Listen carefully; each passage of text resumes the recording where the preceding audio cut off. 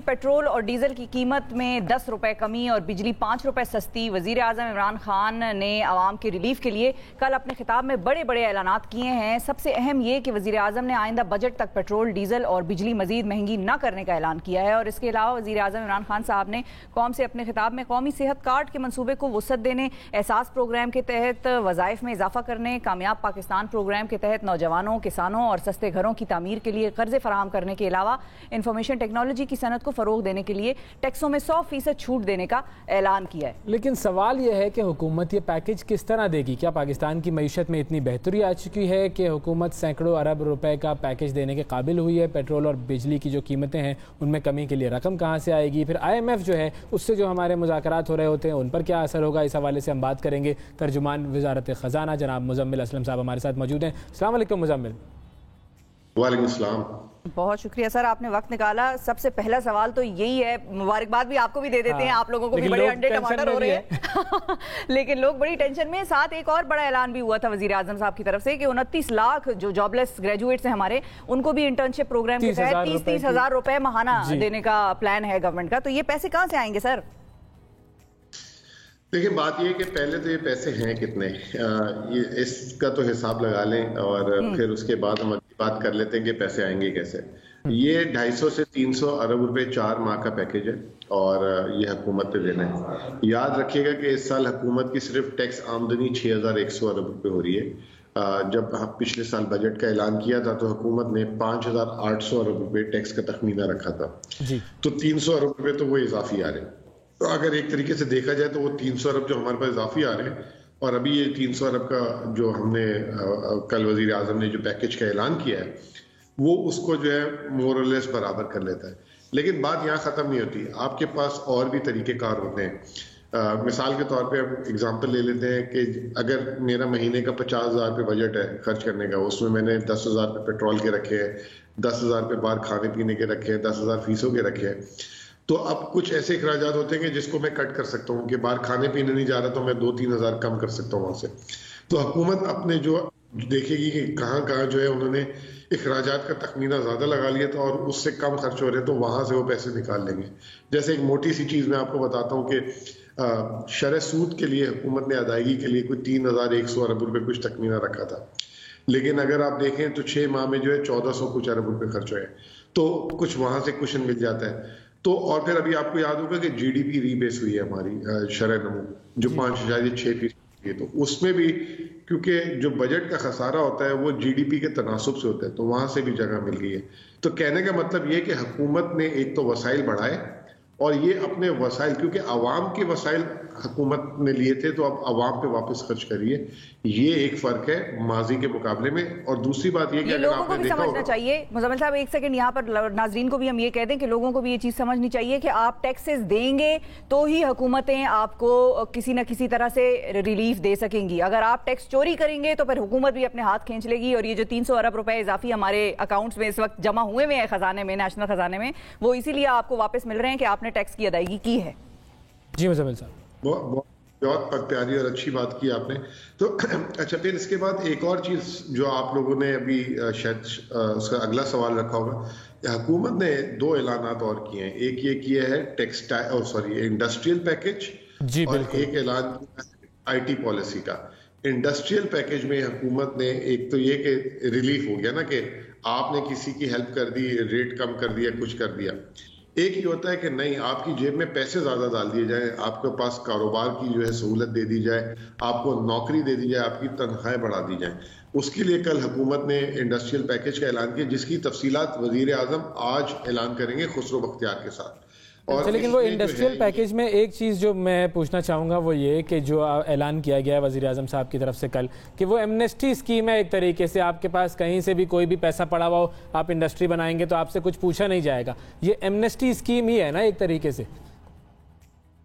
देखें, आप उसको अल्फाज कुछ भी दे दें, एमनेस्टी कह दें, रिलीफ पैकेज कह दें, इन्वेस्टमेंट इंसेंटिव पैकेज कह दें, ये तो जिस तरह के हुकूमत से जितने जिसे कहते हैं कि अगर कोई बहुत हुकूमत के साथ बोगस रखता है तो वो उसको एमनेस्टी बोल देगा ताकि हुकूमत पे तनकीद कर ले। अगर कोई, मैं ऐसे कहूंगा कि इस प्रो इन्वेस्टमेंट इंसेंटिव पैकेज, ठीक है। और आप सबको पता है हमारे पाकिस्तान में कहीं ना कहीं ऐसा होता है कि लोगों के पास अनडिक्लेयर्ड मनी पड़ी हुई है। अब उसका एक तरीका तो माजी में जो एमनेस्टी स्कीम आती थी उसमें कहते थे कि आप पैसा शो कर दें तो आपका पैसा सफेद हो गया।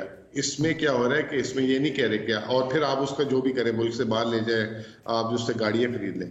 इसमें ये कह रही है हुकूमत कि अगर आपके पास कोई इजाफी पैसा पड़ा हुआ है तो उससे आप कारखाना लगा दें, और कारखाना लगा देंगे तो चलें कोई बात नहीं, हम आपसे नहीं पूछेंगे ये पैसे आपने टैक्स से चोरी किए हुए थे या किसी से आपको मिले थे तो आपने डिक्लेयर नहीं किए थे, यानी कि जैसे इनहेरिटेंस में मिल जाते हैं ये वो। तो इसका जो फर्क है ये this is not, I call it amnesty, इसको मैं कहूंगा इंसेंटिव फॉर इंडस्ट्रियलाइजेशन। और इस मुल्क को इस वक्त किस चीज की जरूरत है? इंडस्ट्रियलाइजेशन की जरूरत है, ताकि मुल्क में कारोबार भी हो, रोजगार भी हो। इसमें जो है अगर हुकूमत जब ये ऐलान करेगी, तफसीलात आएगी, तो हुकूमत को इसमें टैक्स महसूलात मिल जाएंगी फौरी। जो कारखाना लगाएंगे उसमें एक वो रकम पहले देंगे, तो वहां से भी हम ये जो अखराजात जो हैं, ये जो कल हमने पेट्रोल और बिजली वगैरह में दिए, इसको पूरा करेंगे। और फिर IT सेक्टर, ये उससे हमें बेशबहा डॉलर मिलेंगे। हमें बहुत ज्यादा खबरें ये मिल रही थी कि लोग IT सेक्टर में डॉलर पाकिस्तान मंगा नहीं रहे थे, बाहर रखते थे, क्योंकि पहले इजाजत नहीं थी वो डॉलर पाकिस्तान लाके वापस भेजने के लिए।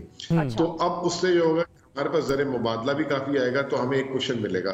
तो ये पॉलिसी ऐसा नहीं है कि उठा के हमने जो है कोई खुदा ना खासा कोई इलेक्शन के लिए या उसके लिए। हाँ, ये मैं आना चाह रही थी इसमें कि आप क्योंकि वजारत खजाना में होते हैं और उधर से मार्चें निकली हुई हैं बिलावल भुट्टो साहब की, तो वो लोग ये कह रहे हैं कि देखो अभी तो हमारे 2 दिन हुए हैं और इन्होंने पेट्रोल सस्ता कर दिया, तो इस्लामाबाद पहुंचते पहुंचते लोगों ने आगे से मजाक किया कि पहुंचते पहुंचते तो फिर पेट्रोल फ्री हो जाएगा। सबीलें लगेंगी पेट्रोल की, फ्री क्या सबीलें लगेंगी। तो क्या इस प्लान पे काम जो है वो पहले से हो रहा था या अभी रिसेंट कोई चीज ऐसी है जो डेवलपमेंट हुई और PM जो है या टीम अंडर प्रेशर आई और उन्होंने कहा भाई दे दो पॉपुलर मेजर्स करो ताकि इनका तो मुंह बंद हो कम से कम? देखें, खुशफहमी अगर वो बेचारे कुछ भी पाल लें तो हमारा मतलब, हम तो खुश होंगे कि हम तो खुश होंगे वो खुशफहमी में हो जाए। कम से कम वो एक बहाना लेकर अपना मार्च है, क्योंकि वो नाकाम मार्च है, उसको खत्म करने के लिए उनके कोई बहाना मिल गया। अच्छा देखें, क्योंकि अभी अगर आपको याद हो पिछले 1 साल में इन्होंने कितनी रैलीज निकाली, मौलाना ने लॉन्ग मार्च निकाला, PDM ने जलसे किए, पता नहीं क्या कुछ नहीं किया इन्होंने, ठीक है ना। फिर अभी ये मिनी बजट आ रहा था, इसमें तो इन्होंने कहा था ये गए, जॉइंट सेशन में ये लोग कह रहे थे गए। तो हमने देखिए बात ये नहीं है, हमारा एक सिंपल सा हमारा हदफ इलेक्शन नहीं है, हमारा हदफ पाकिस्तान की अवाम, पाकिस्तान की खुशहाली, पाकिस्तान की खुद मुख्तारी है। जब हमें लगता है, हमने पिछली दफा जिसे कहते हैं कि अड़े रहे, स्टेट बैंक का खुद मुख्तारी का बिल पास कराया, कितनी आपको पता मुखालफत थी। उसके अलावा हमने सेल्स टैक्स लगाया वैल्यू चेन पे, वो भी तो एक तरीके से अवाम पे लग रहा था, लेकिन जहां हमें लग रहा था कि लगना जरूरी है, इसको सिस्टम के टैक्स के सिस्टम में लाना है, वरना हमारा टैक्स कलेक्ट नहीं होगा। तो ये अब पॉलिटिकली बेचारे स्टेटमेंट कुछ भी देते हैं। मैं कुछ देख रहा था, कुछ मीडिया के अरकान जो हैं जो मुसलसल हुकूमत के खिलाफ लिखते हैं, उन्होंने आज इसको सुबह पहले कहते थे महंगाई से यूं कर दिया इस कौम की, वो तोड़ दी, कमर तोड़ दी। अब वो जो है बेचारे जो है रिवर्स हो गए कि अब वो इलेक्शन आ रहा है, शायद इलेक्शन अनाउंस हो रहा है। देखिए मीडिया का तो काम यही है ना, एतराज बड़ा एतराज। अच्छा 2-3 चीजें छोटी छोटी मैं आपसे पूछना चाहूंगा, जरा थोड़ा सा उसको जरा। जी एक छोटी बात, हमारी हुकूमत अगस्त 2023 तक है और अभी हमारे पास 1.5 साल का मैंडेट बाकी है। कल इसहाक डार साहब ने कहा था ये जाते जाते अब देने का क्या फायदा। इसहाक डार साहब की हुकूमत ने अपने हुकूमत के आखिरी साल, आखिरी महीने के आखिरी हफ्ते में एक जो है सैलरी क्लास के लिए टैक्स रिलीफ देके गए थे कि उनको जो है वोट मिल जाए। अभी हमारे 1.5 साल बाकी हैं, तो ये गलत फहमियां ना पालें, और अभी तो ये इब्तदा है, आगे देखें होता है क्या। हाँ, एक तो सवाल मुझे यही पूछना था कि आगे क्या होता है, लेकिन पहले ये बताइएगा कि बहुत सारे लोगों का जो ये एतराज है कि भाई पेट्रोल 12 रुपए बढ़ाया, फिर 10 रुपए कम कर दिया, बिजली कल ही की खबर है कि भाई 5 रुपए 94 पैसे कुछ समथिंग बढ़ी है और 5 रुपए कम हो गई, तो नेट इफेक्ट क्या आया है? पहली बात तो ये कि जो बिजली के हर महीने फ्यूल एडजस्टमेंट आती है ना, वो पिछले महीने की खत्म हो जाती है और नए महीने का ऐलान हो जाता है। तो जो पिछले महीने ऐलान हुआ होता है वो 0 हो जाता है। तो पहली बात तो ये कि फ्यूल एडजस्टमेंट जो है ना हर महीने आती है, और ये हमने 4 महीने का पैकेज दिया। कम से कम चले फ्यूल एडजस्टमेंट लोगों की कम हो जाएगी, और अपने उनके हमारा जो तखमीना है जो 700 यूनिट तक बिजली जिनके घर छोटे यूज कर रहे हैं, उनके बिल 20 से 50% कम हो जाएंगे। तो अगर वो लोगों को लगता है कि ये ऐसे ही हमने खेला है, तो ये फिर आपको उनका कोई उसका कोई इलाज नहीं चलेगा। सही है। IMF का क्या होगा? IMF को कोई एतराजात तो नहीं होंगे, क्योंकि हम तो बात वही कर रहे हैं कि वहां से तो डिमांड है कि भाई रिफॉर्म्स करो, कीमतें बढ़ाओ। नहीं, देखें, IMF अभी जो कीमत की बात की आपने, पहली बात तो ये कि कल के ऐलान के बाद हुकूमत अपनी जेब से तकरीबन जो है 2 से ढाई रुपए पर लीटर जो है, जो आप लोग इस्तेमाल करेंगे डीजल, उसका अपनी जेब से देगी पैसे हुकूमत। ठीक है, नंबर 1। पाकिस्तान की तारीख में ऐसा कभी भी नहीं हुआ। सेल्स टैक्स सिफर, पेट्रोलियम लेवी सिफर। तो यानी कि अब हुकूमत पेट्रोल से नहीं कमा रही, इससे अंदाजा लगाएं कि कितना हमने कमा लिया है। ये हमारा रिलीफ है। अब IMF पे आ जाए। IMF कहता है, वो देखता है बॉटम लाइन कि आपका खसारा कितना होने जा रहा है, और या ये जो नए अखराजात कर रहे हैं, ये अपने सारे अखराजात के ऊपर कर रहे हैं, या उन अखराजात को आप जो है प्लस माइनस करेंगे। तो मैंने आपको तफसील से बताया था कि हम अपने कुछ अखराजात को सेट करेंगे और कुछ हमारे पास आमदनी फालतू पड़ी हुई है। तो हमारा जो इससे खसारे का नेट इम्पैक्ट है वो कुछ भी नहीं है। भाई, ये तो 300 अरब रुपए, आपको याद है कोरोना का जब आया था तो हमने 1200 अरब रुपए का पैकेज ऐलान किया था। ये तो अभी बहुत छोटा है उसके आगे। तो जब उस वक्त वो हम बर्दाश्त कर गए, तो ये तो कोई चीज ही नहीं है। और इसमें हमारी मईशत भी जो है जिसे कहते हैं तवानाई से चल। अच्छा, और फाइनली कि ये तो एक छक्का मारा खान साहब ने कल, अब कोई मजीद छक्के मारने जा रहे हैं? अगले ऐलानात देखिए, अभी महंगाई का जो है आपसे बात कर रहे थे, तो आगे पिछले महीने 13% कुछ थी, अब 12% हो गई है। कल तिजारत का नंबर आएगा। फिर जब ये बजट आएगा तो इंशाल्लाह ताला वो बजट जो है हमारा आखिरी बजट तो फिर भी नहीं होगा, क्योंकि अगले साल अगस्त तक हुकूमत है हमारी। तो उसमें जो है एक हम जिसे कहते हैं कि नई राहें तलाश करेंगे कि जिसमें रोजगार, कारोबार और महंगाई सबका जो है मजीद जो है हल निकालें। लेकिन उसके बीच में हम अभी जो है अपने आप को मजबूत कर रहे हैं, टैक्स के निजाम को सही कर रहे हैं, जिधर से टैक्स लेना वो लेने की कोशिश कर रहे हैं। बिल्कुल ठीक है जी, बहुत शुक्रिया अदा करेंगे। मुजम्मिल असलम साहब नाजरीन हमारे साथ मौजूद थे, वफाकी वजीर ख़जाना के स्पोक्स पर्सन, और हमें बता रहे थे कि मुल्क पर, ख़जाने पर इस पैकेज का, इस रिलीफ पैकेज का कोई ख़ास इम्पैक्ट उस तरह से नहीं होगा कि हमें आगे लॉन्ग टर्म में नुकसान हो। तो अल्लाह करे ऐसा ही हो। और नाजरीन, टैक्स देंगे तो ही मुल्क हमारे लिए कुछ कर सकेगा। टैक्स चोरी करेंगे तो फिर तो आप कंप्लेन ही करते रहें, बस फिर आपके नसीब में वही रखा है।